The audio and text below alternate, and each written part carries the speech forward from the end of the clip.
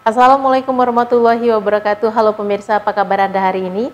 Beragam informasi akan kami sajikan dari wilayah Indonesia bagian Barat. Bersama saya Wanasari. Inilah kabar Sumatera selengkapnya.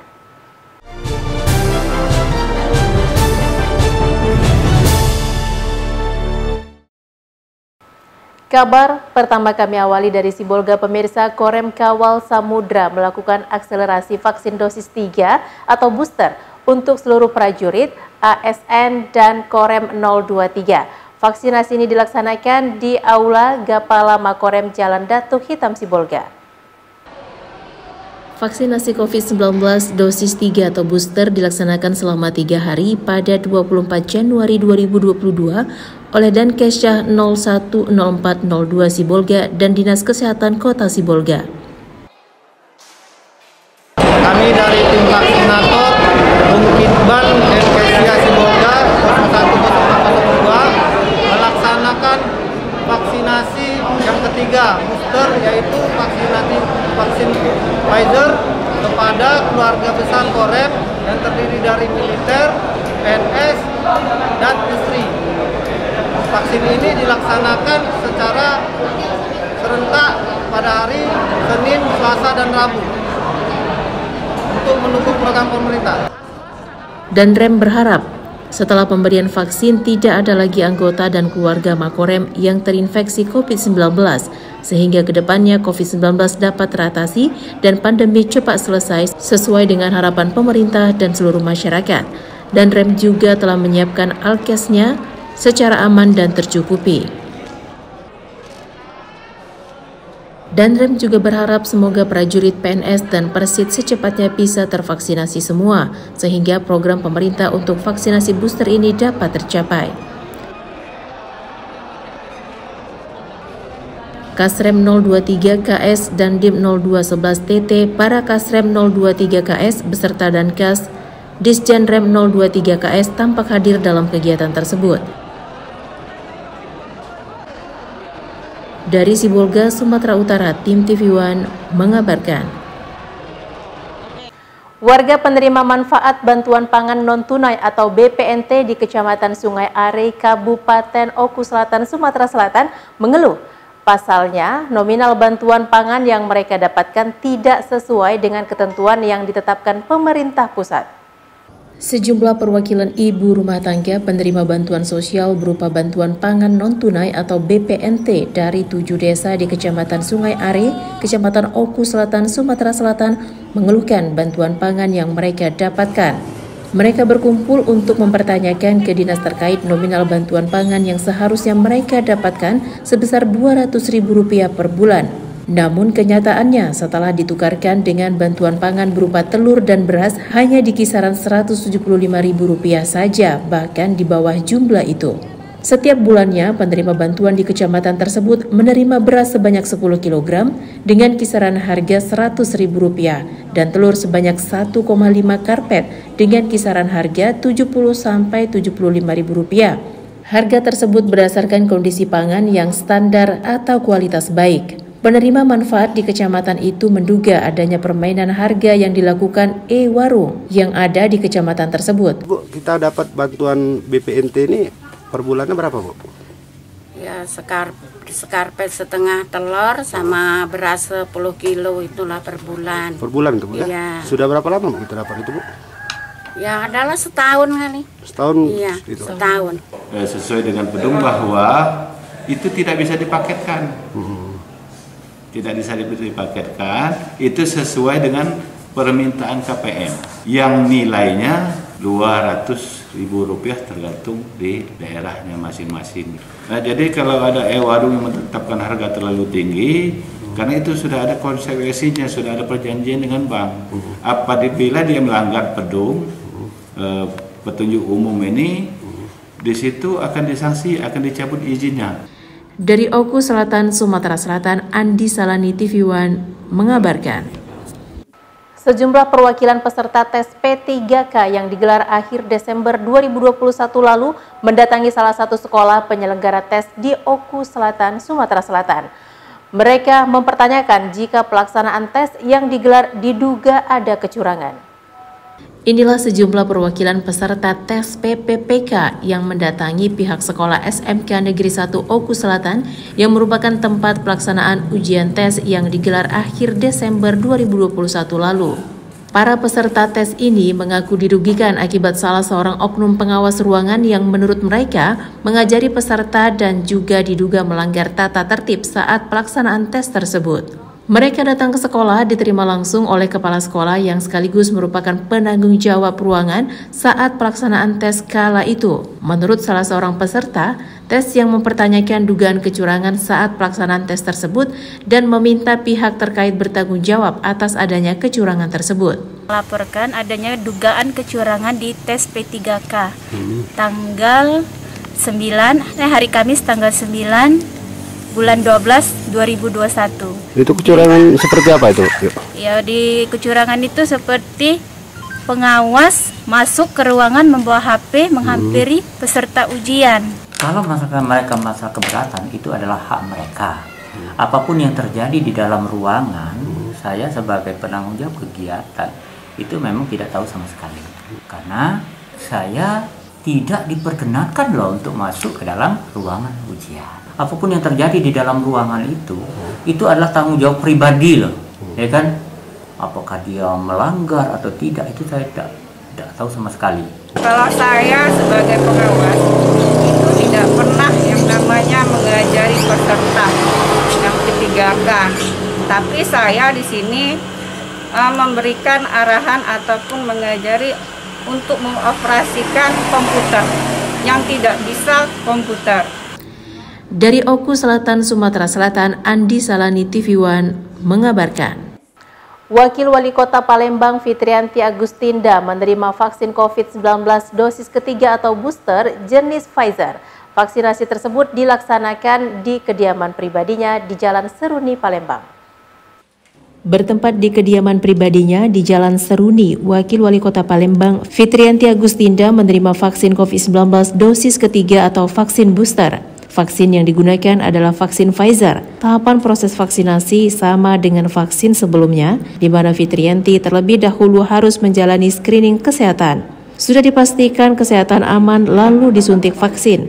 Setelah disuntik harus menjalani observasi selama 30 menit. Wakil Wali Kota Palembang Fitrianti Agustinda mengatakan dirinya mengucapkan terima kasih atas perhatian Dinas Kesehatan terhadap pemerintah. Diharapkan dengan vaksin dosis ketiga ini bisa menambah imun tubuh, sehingga bisa melayani masyarakat Kota Palembang lebih maksimal di tengah pandemi COVID-19. Sudah menjalani vaksin yang pertama, vaksin yang kedua, dan ini sudah lebih dari 6 bulan dan sudah mendapatkan undangan juga, sudah mendapatkan etiket. Maka hari ini kita melaksanakan vaksin booster bagi saya secara pribadi. Saya mengucapkan ribuan terima kasih. Yang kedua yang ingin saya sampaikan bahwa saat ini kan tengah giat-giatnya pemerintah kota untuk melaksanakan kegiatan vaksin bagi anak-anak yang usia 6 tahun ke atas ya, dan diadakan hampir di seluruh sekolah terutama SD yang ada di Kota Palembang. Saya berharap kegiatan ini betul-betul didukung karena mengingat nantinya anak-anak akan melaksanakan kegiatan sekolah mungkin insya Allah kedepannya akan 100% ya. Fitrianti Agustinda berharap masyarakat mendukung vaksinasi bagi anak usia 6-11 tahun yang saat ini tengah dilakukan pemerintah Kota Palembang yang dilaksanakan di sekolah-sekolah di Kota Palembang. Dari Palembang, Sumatera Selatan, Ganda Kopatra TV One mengabarkan. Guna melestarikan ikan khas Palembang, Wakil Wali Kota Palembang Fitrianti Agustinda bersama dinas terkait melakukan penyebaran bibit 2.500 ikan patin di Sungai Ogan.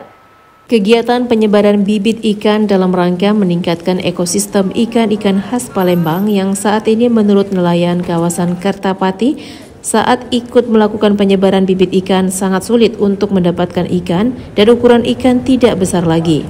Fitrianti Agustinda berharap kegiatan penyebaran bibit ikan seperti ini dapat ditiru oleh banyak pihak. Selain itu, pemerintah berencana setiap orang atau perusahaan yang akan melakukan izin pelayanan dan izin mendirikan bangunan atau IMB agar memberikan kontribusi menyebar ikan atau menanam pohon, sehingga Kota Palembang menjadi lebih hijau dan ekosistem ikan terjaga. Kami berharap kegiatan-kegiatan yang kami laksanakan hari ini betul-betul bisa memberikan inspirasi juga ke banyak orang, ke banyak organisasi, komunitas dan sebagainya untuk melaksanakan kegiatan yang sama. Kalau ikan-ikan ini hanya diambil terus tanpa kita usahakan untuk kita kembangbiakkan dan juga kita lestarikan, tentu kita takutnya nanti anak cucu kita tidak bisa lagi merasakan nikmatnya ikan-ikan khas Kota Palembang. Ya, apalagi seperti ikan belido itu sudah sangat sulit sekali. Oleh karena itu kami berharap kegiatan seperti ini bisa ditiru. Sebelumnya pihaknya telah melakukan penyebaran benih ikan gabus, patin, dan ikan tembakang. Untuk ikan belido hingga saat ini belum ada bibit.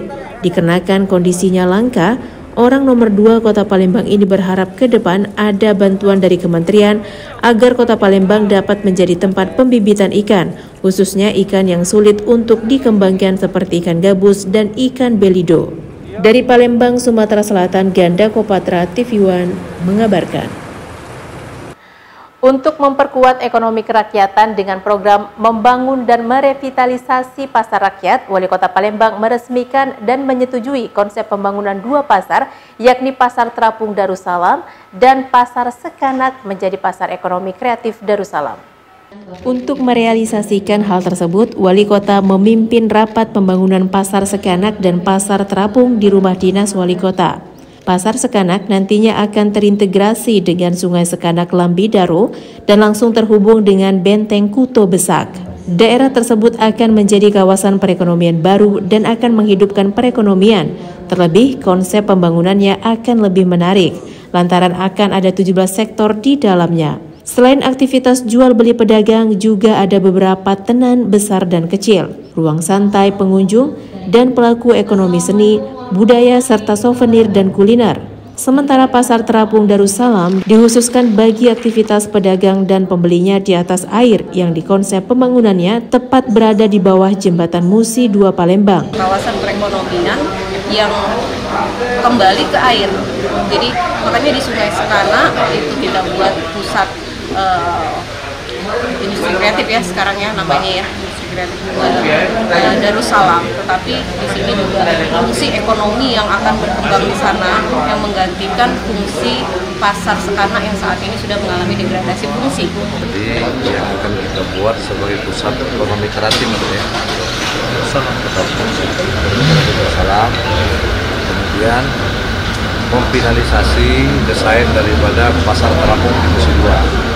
Mudah-mudahan nanti ini sudah selesai dan Pasar Terapung Darussalam yang terletak di Musi 2, konsep pembangunannya akan berada di antara 2 jembatan yang dibangun secara semi melingkar. Dalam lingkaran pembangunan tersebut akan dipenuhi perahu pedagang yang mampu menampung 300 pedagang. Sedangkan Pasar Ekonomi Kreatif Darussalam atau Pasar Sekanak akan dibangun di atas lahan seluas 8.300 meter persegi yang diperuntukkan bagi 250 los. Dari Palembang, Sumatera Selatan, Ganda Kopatra TV1 mengabarkan. PT Banjarsari Pribumi kembali menggelar apel Bulan K3 Nasional yang bertempat di halaman kantor PT Banjarsari Pribumi.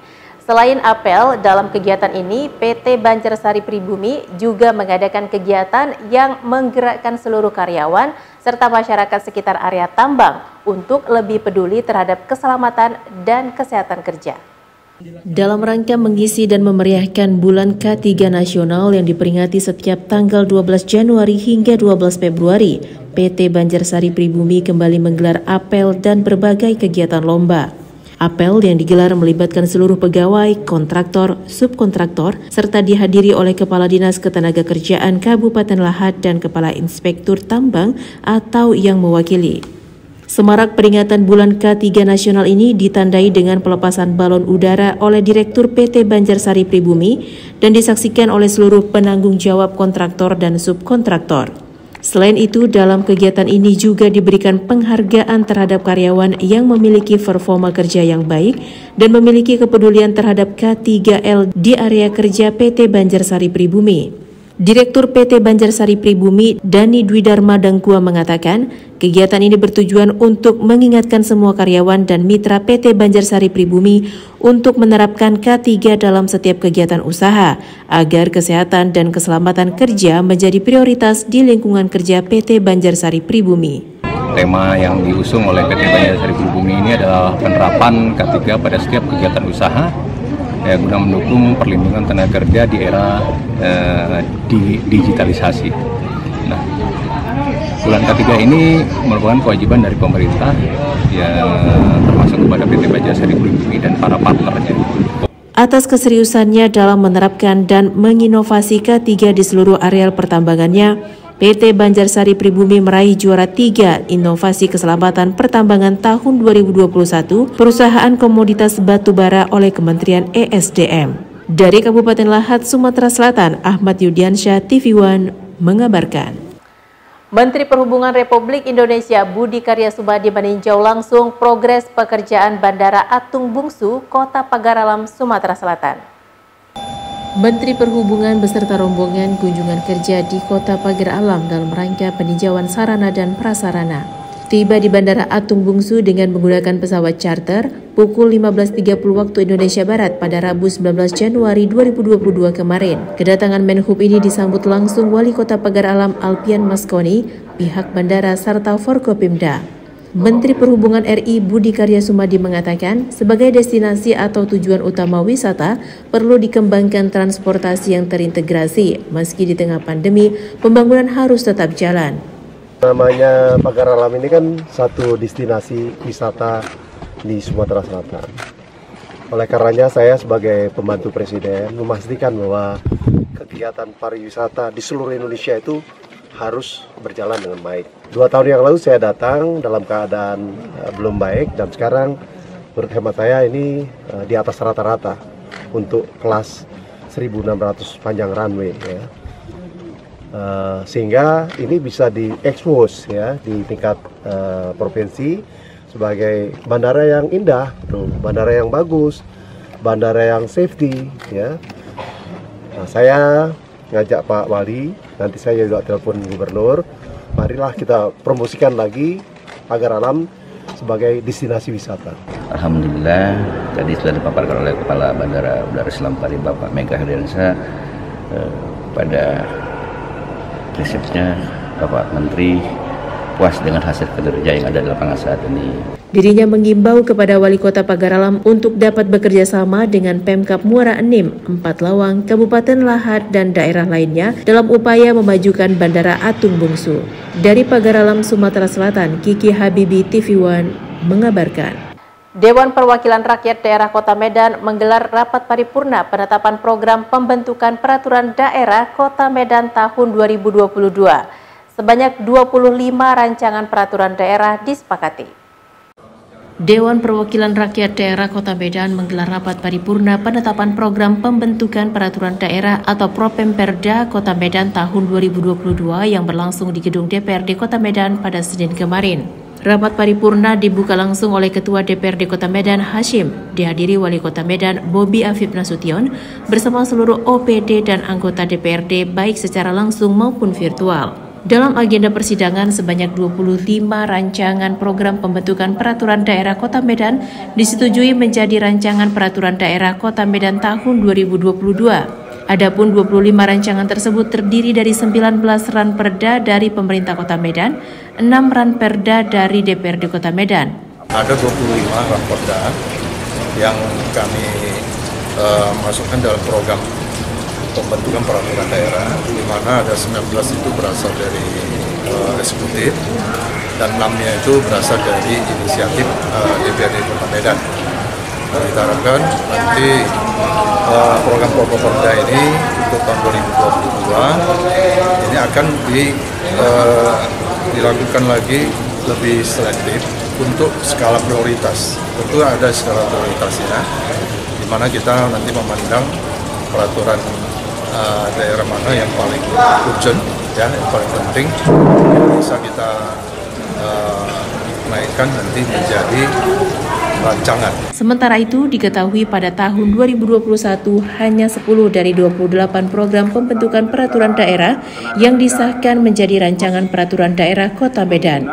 Dari Medan, Sumatera Utara, Ahmid Al-Yauzar, TV One mengabarkan. Vaksinasi booster atau vaksinasi dosis ketiga mulai dilaksanakan di Kabupaten Ogan Komering Ulu. Pelaksanaan ini ditandai dengan launching vaksinasi booster dosis ketiga untuk pertama kalinya oleh Badan Intelijen Negara Daerah Sumsel bekerjasama dengan Pemda Oku di Gedung Kesenian Batu Raja. Kegiatan ini diikuti ratusan masyarakat dan dihadiri oleh Kepala Binda Sumsel Brigjen TNI Armansyah, PLH Bupati Oku Edward Chandra, unsur Forkopimda Oku, serta tamu undangan lainnya. Kabinda Sumsel Brigjen TNI Armansyah mengatakan, vaksinasi booster dosis ketiga ini dilakukan bertujuan untuk meningkatkan herd immunity. Setiap bulannya, Binda Sumsel mengalokasikan sebanyak 65.000 dosis untuk 17 kabupaten kota di Provinsi Sumatera Selatan. Untuk Oku sendiri, Binda Sumsel mengalokasikan 5.000 dosis vaksin jenis Pfizer dan AstraZeneca. Kami hari ini dari Badan Intelijen Negara, khususnya Binda Sumatera Selatan, sebagaimana beberapa waktu lalu kami juga melakukan hal yang sama. Hari ini kami kembali bekerja sama dengan dan difasilitasi oleh Bupati Kabupaten Oku, bersinergi sama TNI Polri dalam hal ini untuk melaksanakan kegiatan vaksin lanjutan, khususnya vaksin dosis 3, vaksin booster dengan dosis hari ini 5.000, terdiri dari vaksin Pfizer dan AstraZeneca. Kita melaksanakan launching untuk vaksinasi lanjutan atau booster vaksin yang ketiga tentang Komering, dan ini ada dibantu kita dari Bapak Kabinda serta jajaran.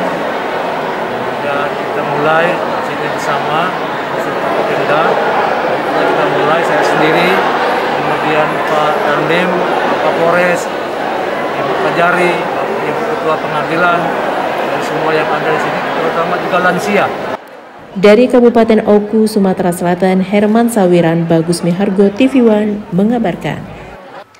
Untuk menjamin kebutuhan pengisian baterai para pengguna kendaraan listrik, Perusahaan Listrik Negara WS2JB membuka stasiun pengisian kendaraan listrik umum di Jalan Demang Lebar Daun.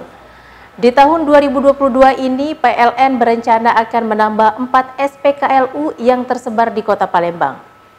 PT PLN menambah 1 unit stasiun pengisian kendaraan listrik umum atau SPKLU di Palembang, Sumatera Selatan. Untuk lokasi SPKLU yang dibuka pada Selasa 18 Januari lalu, berada di kantor pembangkit PT PLN di Jalan Demang Lebar Daun. General Manager PT PLN WS2JB Bambang Buyanto di Palembang mengatakan, saat ini ada 10 mobil listrik yang beroperasi di wilayah Palembang. Kedepan diperkirakan bakal meningkat karena penggunaan mobil listrik ini merupakan keniscayaan di masa datang. Kendaraan berbahan BBM membutuhkan 1 liter untuk menempuh perjalanan 8 km atau berbiaya sekitar Rp10.000. Sementara kendaraan listrik hanya butuh biaya Rp2.500 dengan rincian 1 kWh untuk jarak 8 km. Soketnya saya minta untuk yang multiguna, artinya sepeda boleh, motor boleh gitu loh Pak. Yo, jangan mobil baik, jadi sepeda orang lagi one bike misalnya cas, motor juga. 3.000 watt ke atas aman, itu memang butuhnya 14 jam baru penuh. Tapi begitu ada alat home charger itu cuma 4 jam. Nah, impresi mobil listrik ini sama mobil biasa malah yang jelas tidak ada biaya pengeluaran BBM lagi. Tahun ini kita akan nambah beberapa titik di Sumatera Selatan ini dan kita arahkan ke tempat-tempat umum, public area yang mendekati para pengguna kendaraan listrik seperti Pak Giri tadi. Misalnya di mall kita akan jalin kerjasama dengan pihak mall, pengelola mall, kemudian rest area, kemudian beberapa titik di luar kota Palembang juga. Dari Palembang, Sumatera Selatan, Febriansyah, TV One mengabarkan. Pembangunan akses jalan utama dari Kecamatan Air Kumbang menuju Kecamatan Air Salek yang bersumber dari Dana Pemulihan Ekonomi Nasional melalui PT SMI kepada pemerintah Banyuasin kini sudah bisa dinikmati ribuan masyarakat untuk meringankan dan mempermudah mengeluarkan hasil bumi menuju kota. Beginilah akses utama jalan dari Desa Panca, Kecamatan Air Kumbang menuju Air Salek, Kabupaten Banyuasin, Sumatera Selatan. Jalan yang merupakan satu-satunya akses untuk mengeluarkan hasil perkebunan dan pertanian kini sudah mulus dan lancar setelah dilakukan pembangunan oleh pemerintah Kabupaten Banyuasin melalui program Banyuasin Bangkit dalam mewujudkan infrastruktur yang baik. Sebelum adanya perbaikan, jalan yang penuh lumpur dan becek dan sulit oleh kendaraan roda 2 maupun kendaraan roda 4 kini sudah sangat dinikmati oleh masyarakat luas sehingga aktivitas perekonomian menjadi lancar. Menurut Ipo selaku pelaksana lapangan PT CNS mengatakan panjang jalan yang dicor 4.600 meter dan 3 buah jembatan besi dengan panjang bervariasi dari 8 meter dan 16 meter dengan waktu pengerjaan selama 71 hari kalender dan kini pengerjaannya sudah selesai 100%, tinggal ada beberapa titik pemeliharaan. Ini ada cor jalan sama jembatan, ada 3 jembatan besi sama jalan cor. Untuk jembatan besi sendiri panjang lebar berapa? Kalau panjang jembatan 1 16 meter, jembatan 2 3 panjangnya 8 meter. 8 meter. Untuk jalan sendiri pengecoran berapa panjang? 4.600 meter. Ini akses utama kan, menghubung ke Air Kumbang, Karangjaya, Air Saleh kan. Mayoritas pekerja di sini perkebunan Pak, banyak. Perkebunan. Ya, mayoritas pertanian. Sangat senang kan, dibangun pemerintah kan. Dengan adanya jalan ini kan bisa keluar hasil bumi kan. Setelah adanya perbaikan jalan ini, kedepannya jalan dari Air Kumbang menuju Kecamatan Air Saleh Kabupaten Banyuasin bisa diperbaiki sehingga masyarakat luas dipermudah beraktivitas. Dari Banyuasin, Sumatera Selatan, Syamsul Rizal, TV One mengabarkan. Yayasan Surya Kebenaran Internasional bersama Yayasan BUMN melakukan kegiatan bakti sosial Senin lalu. Kegiatan berupa pemberian makanan tambahan dan pembagian minyak goreng untuk anak dan ibu hamil di Kota Medan. Diharapkan bakti sosial ini bisa berguna untuk pemulihan gizi anak dan ibu hamil serta menekan angka stunting di Indonesia di tengah pandemi. Kegiatan yang menyentuh masyarakat kurang beruntung itu digelar di Rumah Persembahan Jalan Jamin Ginting, Kota Medan. Masyarakat sangat antusias menyambut kegiatan yang diselenggarakan YSKI dan Yayasan BUMN. Kegiatan ini juga dihadiri Wali Kota Medan Bobi Nasution, Pembina YSKI R.E. Nenggolan, Pembina GBI Pendeta Bambang Jonan, dan Direktur Eksekutif Yayasan BUMN Syafuan. Pemberian makanan tambahan merupakan salah satu komponen penting usaha perbaikan gizi keluarga dan program yang dirancang oleh pemerintah untuk menurunkan angka stunting di tengah pandemi. Masih banyak balita dan anak-anak yang mengalami kurang gizi, bahkan gizi buruk. Anak usia 0-13 tahun merupakan usia di mana seorang anak akan mengalami tumbuh kembang dan aktivitas yang pesat. Kebutuhan zat gizi akan meningkat. Pemberian makanan tambahan sebanyak 6.000 paket untuk warga Kota Medan berupa paket susu, kacang hijau, vitamin, dan telur.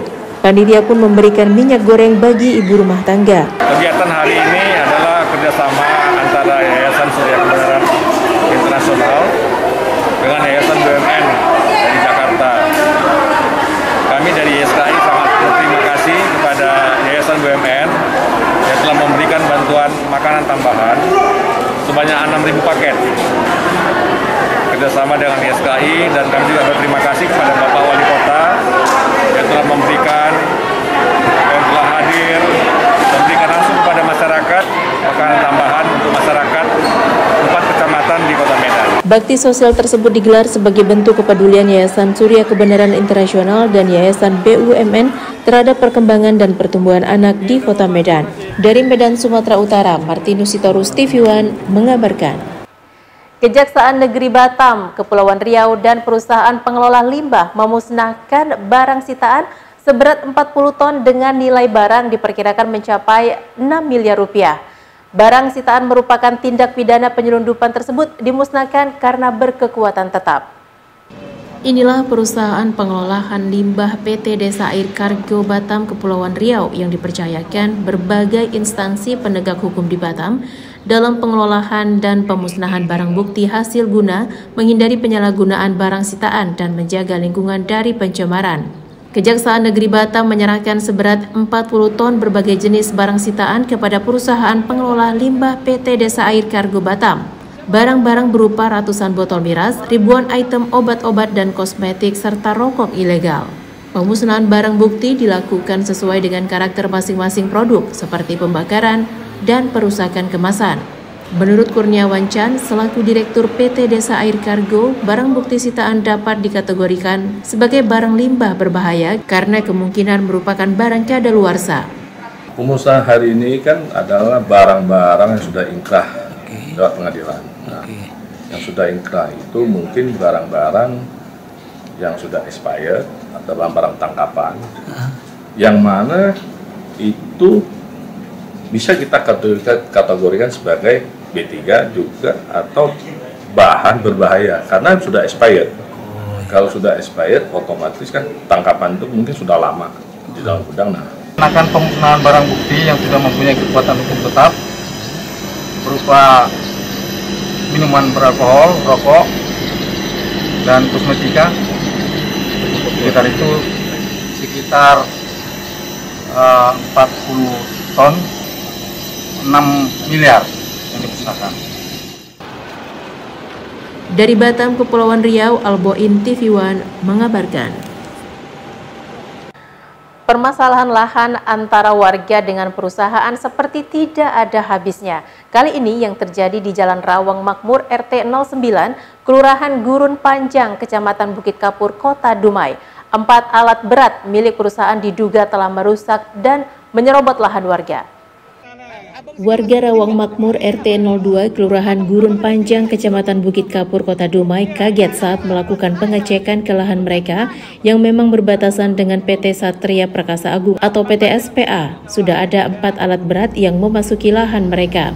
Bahkan lahan yang sudah ditanami oleh tanaman sawit yang telah tumbuh besar diduga dirusak oleh 4 alat berat yang diduga milik PT SPA. Mendapati lahan dan tanamannya dirusak oleh PT SPA, pemilik lahan pun meradang dan mengusir para pekerja yang sedang bekerja di lahan mereka. Tak perlu waktu lama, 4 alat berat dan sejumlah gubuk buatan pun diusir dalam lahan mereka. Tanah saya tahun 2005 saya beli, saya kuasai, saya tanam. Dan jelas suratnya dari SKGR Camat Bukit Kapur, Gurun Panjang, Rawang Makmur RT 09. Jelas ada institusi negara yang mensahkan dan Kementerian Hukum, Hutan, Badan Planologi, ada petanya saya. Pada waktu 2020-2021 tanah saya dikuasai oleh mereka. Saya sudah melaporkan ke polisi. Kasusnya sekarang di Polda Riau. Ya, jangan sampai hak saya tidak dilindungi oleh negara. Negara harus hadir di sini. Sementara itu, menurut Humas PT SPA, Farhan melalui pernyataan tertulis menyampaikan pihaknya menunggu kehadiran pemerintah selaku mediator antara PT SPA dengan warga.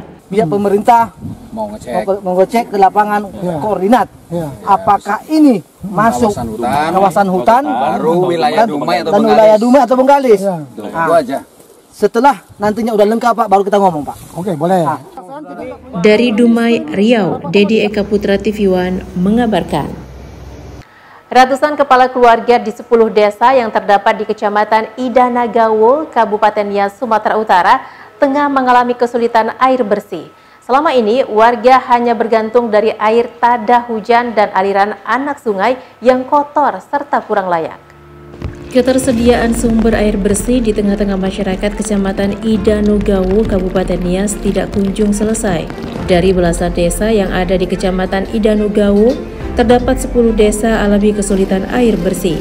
Salah satu diantaranya adalah Desa Maliwa A dan Desa Orahili kini menjadi sasaran serbuan teritorial Kodim 0213 Nias dalam pembuatan sumur bor secara gratis. Ancaman krisis air bersih selama ini berdampak pada pola hidup sehat hingga pada pemenuhan kebutuhan dasar dalam setiap keluarga di 10 desa di Kecamatan Idanagawo. Ada sumur bor dari program Kodim 0213 Nias. Jadi manfaat yang cukup luar biasa adalah kami mendapatkan air yang wajar. Selain pembuatan sumur bor, serbuan teritorial ini juga ikut membantu kelompok belajar anak usia dini di wilayah Koramil Tuhemberua sebagai wujud aksi peduli pendidikan TNI. Sejumlah personel TNI membagikan buku hingga meja belajar untuk anak usia dini yang belajar di desa terpencil. Untuk program serbuan teritorial Kodim 0213 Nias merupakan program dan rem 023 Kawah Samudra, di mana dalam hari ini kita melaksanakan kegiatan mengatasi kesulitan warga, khususnya dalam air bersih, sehingga kita melaksanakan program sehingga masyarakat ini tidak susah untuk mendapatkan air bersih. Kini sejumlah ibu rumah tangga bahkan anak-anak di desa tersebut bisa menikmati air yang layak baik untuk keperluan mandi maupun cucian. Kegiatan serbuan teritorial yang tengah dilakukan oleh Kodim 0213 Nias ini berharap dapat dukungan dari pemerintah daerah maupun warga guna adanya keberlangsungan program bersama rakyat.